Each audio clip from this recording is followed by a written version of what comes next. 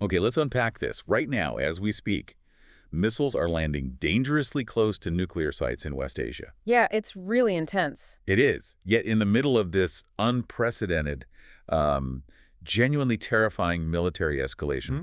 a bizarre 5-day countdown clock has just been started by the United States. Right. Today is March 23, 2026, and for everyone listening, we are essentially watching a massive geopolitical game of chicken play out in real time. What's fascinating here is that the contrast on the ground today is just completely jarring. Yeah, how so? Well, you have maximum military pressure like strikes pushing right up against the ultimate red lines happening on one side. Oh, you got that And picture. then on the other side, you have these sudden, highly specific diplomatic pauses being announced out of nowhere. It's wild. It leaves everyone, from global markets to everyday citizens like you, Mm. trying to figure out if we are on the brink of a massive regional war or somehow on the edge of a breakthrough deal. Right. The whiplash is real. So to figure that out for you, we've pulled together a stack of live streams, official broadcasts straight from the Prime Minister's office, and, breaking news reports from international networks that aired just hours ago. Fresh data. Exactly. And our mission for this deep dive is to cut through the sheer panic of those flashing headlines.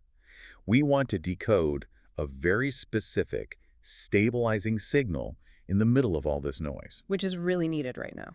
Absolutely. And that signal is Prime Minister Narendra Modi's recent address to the Lok Sabha. We need to understand India's official stance, the mechanics of this whole U.S., Israel, Iran triangle, and really how these rapid events are fundamentally altering the geopolitical landscape. And just to be clear, we are looking at this strictly through the lens of the data we have today. Right, no taking sides. Exactly. The goal is to connect the dots between domestic parliamentary speeches and global missile strikes without endorsing any political viewpoints. True. We just want to map out the mechanics of what is actually being said and done on the world stage, rather than, getting lost in all the partisan noise. Okay, so let's start with the broadcast from the Indian Parliament. Mhm. The Prime Minister delivered a highly deliberate speech addressing the West Asia conflict directly in the Lok Sabha. The lower house. Right, the lower house of India's parliament. Yeah. And the Prime Minister's office actually streamed this to thousands of concurrent viewers. A massive audience. Yeah. And the definitive message extracted from that extensive coverage is completely unambiguous. The core doctrine being pushed is dialogue and diplomacy is the only solution.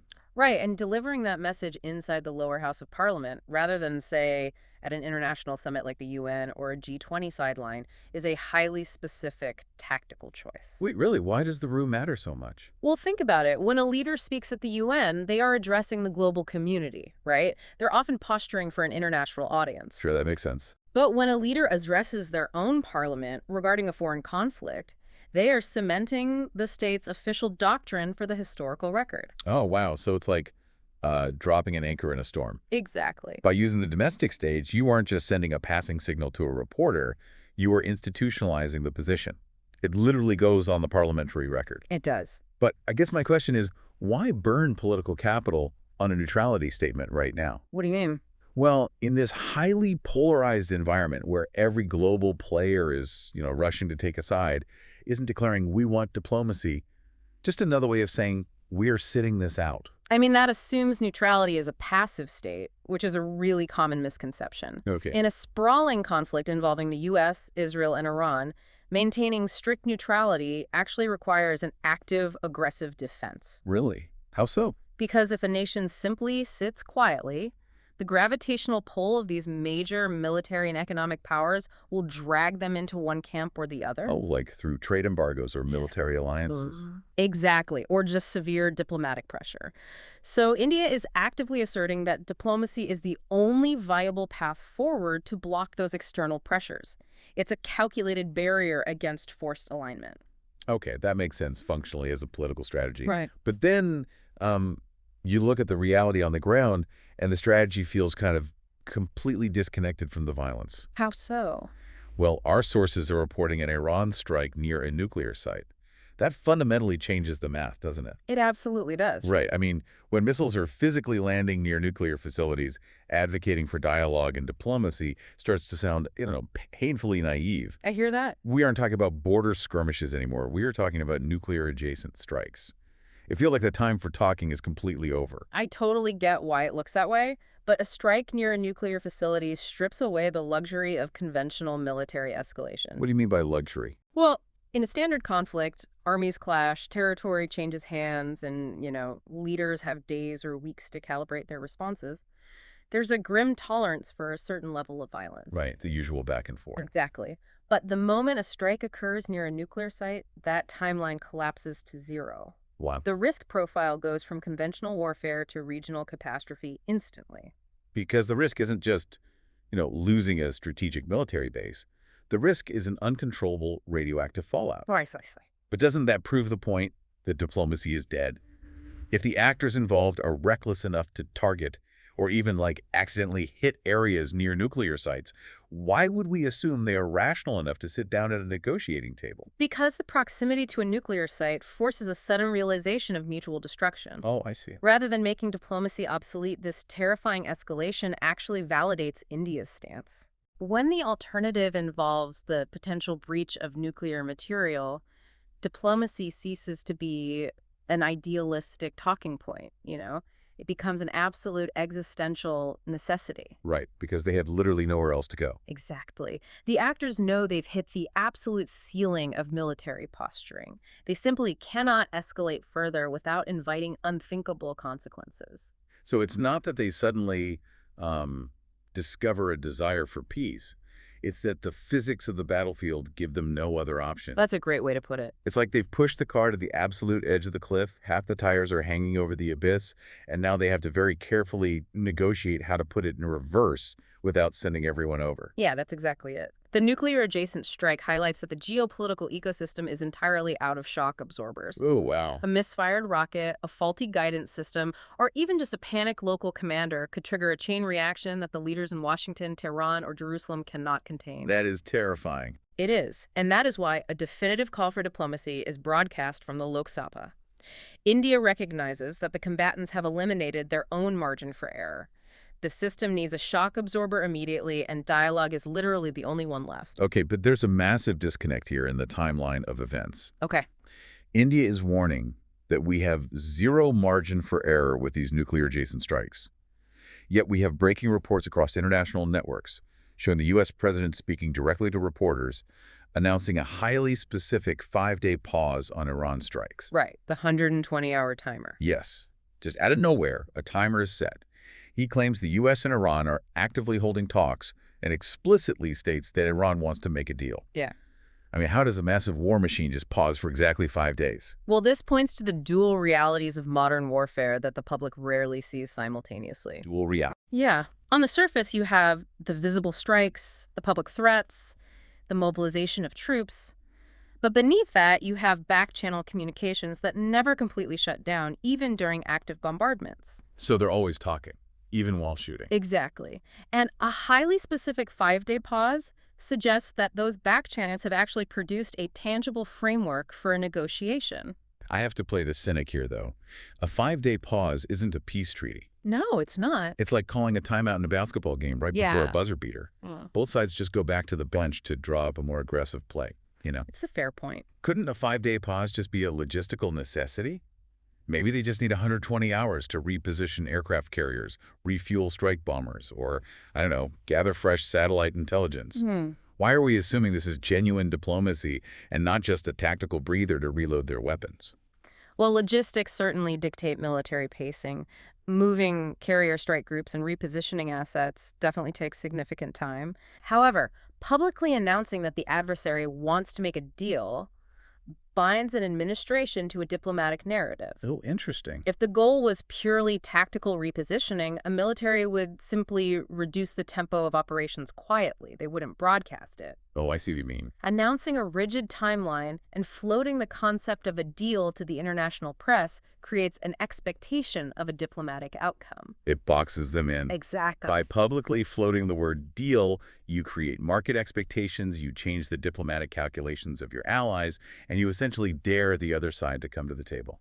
If you don't produce a deal after 5 days, you just look like you failed. Precisely. And if we map this breaking U.S.-Iran development back to the Prime Minister's Lok Sabha speech, Yeah. the synchronicity is striking. Yeah, how so? India is forcefully arguing that dialogue is the only solution, and almost simultaneously, the major combatants are halting strikes to explore a negotiated settlement. Wow, the timing is crazy. It reveals that despite the heavy, terrifying military posturing, even strikes near nuclear sites, the back-channel realities often default to the exact dialogue India is publicly championing. So it frames the Prime Minister's speech not as a desperate plea into the void, but as an incredibly accurate read on how these conflicts actually have to resolve. Exactly. The military escalation brings everyone to the edge, but it's the back-channel talks that actually walk them back.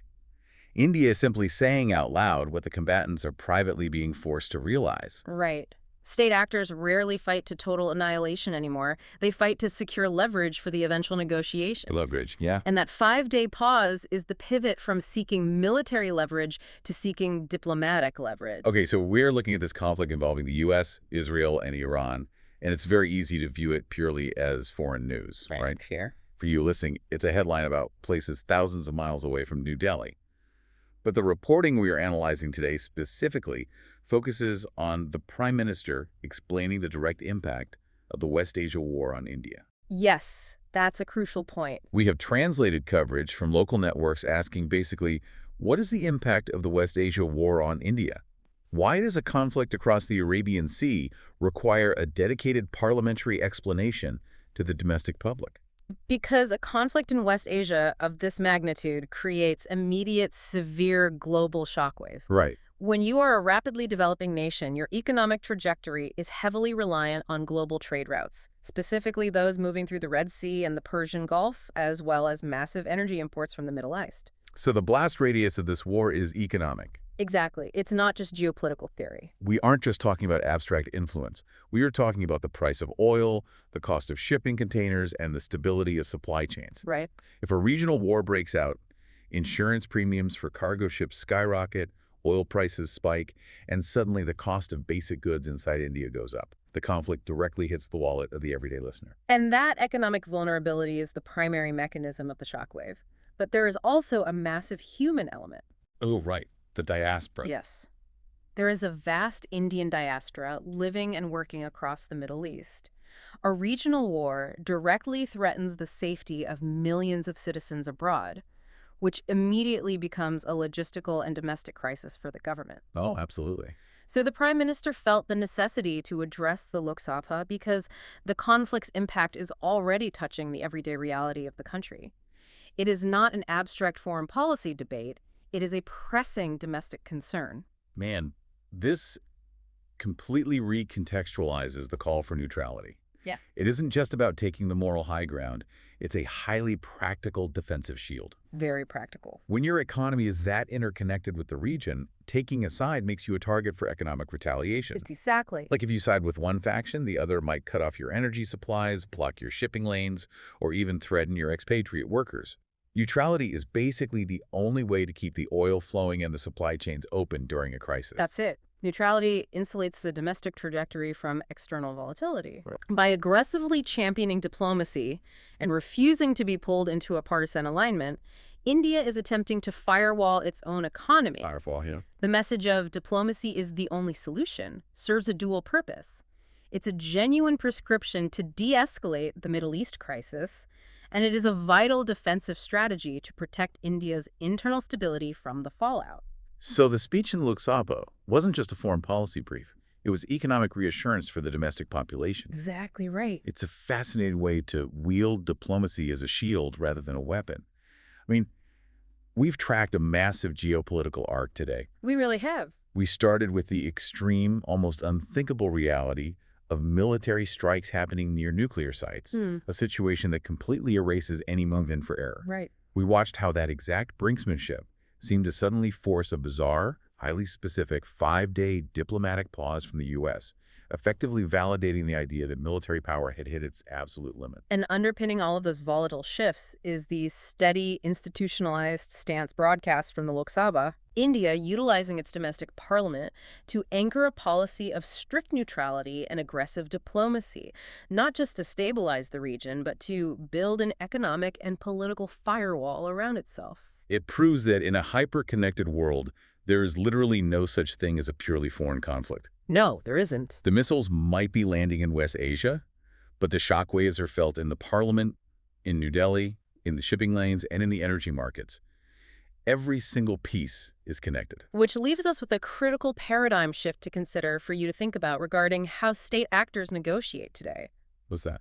Well, if nations are willing to push tensions so far that strikes occur near nuclear sites, but then almost immediately implement a highly specific 5-day pause to hold talks, are we entering an entirely new era of warfare? Oh, wow. An era where extreme, terrifying military escalation isn't actually meant to destroy the enemy, but is merely used as an aggressive, high-stakes opening bid to force the very dialogue and diplomacy that India is advocating for. So are the missiles just the loudest, most dangerous possible way to ask for a meeting?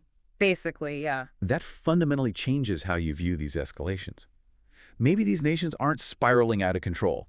Maybe they are deliberately dragging each other to the edge of the cliff just to see who blinks first. It's entirely possible. It's a terrifying way to negotiate, but it might just be the new reality. Thank you for joining us on this deep dive. Keep looking beyond the headlines for yourself, keep questioning the mechanics of what you see, and we'll catch you next time.